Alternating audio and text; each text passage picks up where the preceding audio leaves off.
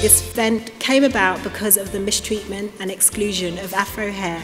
This has been happening for a really long time. Hair bias is all around us in everyday life. Afro hair does not have equal value yet in society. Millions of people of African descent struggle to see the beauty and value of their own natural hair type. Millions struggle how to care for their own natural hair type. Millions struggle to see how their original hair type fits into society. But thankfully, together, we can change this through World Afro Day. World Afro Day was created to unite people around the world on one day of education and celebration of Afro hair. It went viral with over 2.5 million coverage views. The event was endorsed by the United Nations Office of the High Commissioner for Human Rights.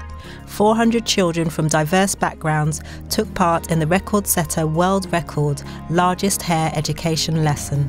We are going to set a record, is that right? We were going to be submitting the record for the largest hair educational lesson, including you guys. Thanks for coming out. Today I'm going to be giving you a hair science lesson, and because it's World Afro Day, we're going to be concentrating mainly on African hair, understanding what it is that makes it so special and so unique, and how we can look after it to keep it healthy and strong. Hair follicles are the structures in our skin that make hair. Each one of those hairs has its own root. Hold it nice and high, 4 flowers in her hand.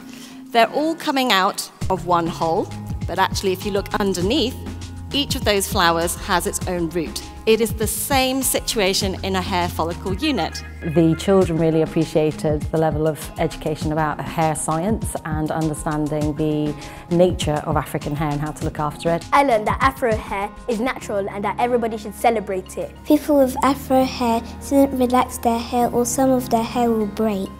Why do you like this hairstyle? She's smiling about it and it looks really nice. Yeah. Do you think she looks cool?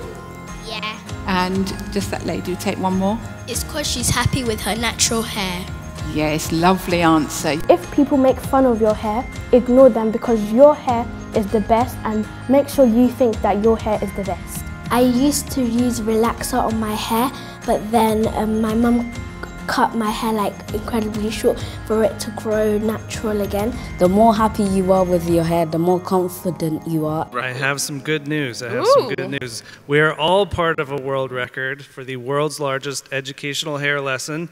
And congratulations to all of you guys. It was really inspirational. I really enjoyed sort of looking out across the road to see how much the children were engaging in it and the smiles on their faces. Even when it wrapped, the first thing they wanted to do was jump out of their seats and meet the people that had spoken with them. It was quite exciting to have an event that appealed to a different culture, different ethnicity. You know, lots of our Black African parents are really excited to think that their children were attending an event where Afro hair was being celebrated. And equally, all the other parents from all our different cultures were really excited to come along and join in this fantastic event. It was really educational, and I think a lot of young people need to see this and to be proud and happy with the hair that they've got and the beauty that they've got.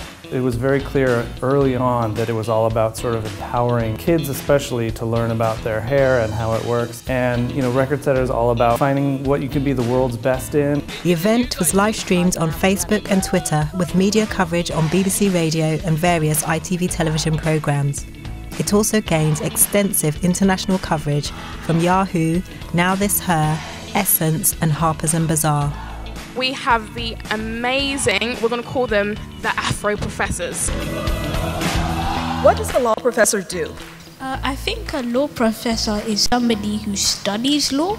We do, yes. In the United States, there are a lot of regulations against natural hairstyles in public schools. Usually, as you can imagine in my field, I'm used to responding to negative things. I'm used to responding to policies that discriminate against somebody. And in this case, it was simply only positive.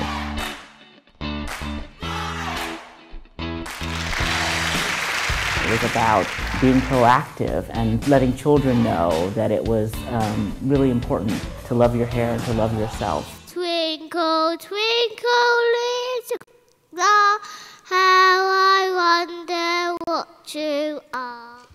I think organizations like World Afro Day are very essential to educating the entire world about the beauty of natural hair, and also to try to dispel any types of myths and negative stereotypes and associations with twists, locks, braids, and afros. You guys are familiar with fairy tales, aren't you? think of some fairy stories that feature hair. Oh, yes.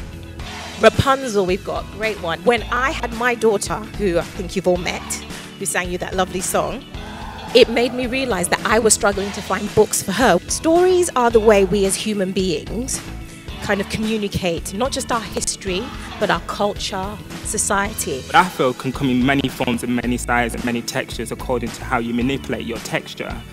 World Afro Day was a no-brainer for me. Having the opportunity to stand in front of children was very rewarding for me, humbling, emotional, and listening to how they see hair is so important. Shout it out at the top of your lungs and make sure every day you make sure you tell someone that their hair is beautiful. 1, 2, 3. I wanted to be involved in World Afro Day because I thought it was incredibly important to be able to have a day that's wrapped around celebrating natural hair, especially Afro hair. I had the worst self-esteem. I was continually bullied for being slim, for having dark skin, for having thick hair. And when I was a kid, it would have been nice to have something like this because I would have felt more accepted when it comes to the way that my hair is. So I think that kind of giving that lesson to kids while they're young really makes the process easier in terms of acceptance. You have to realize that dreams take perseverance. Dreams require you to work and work and work.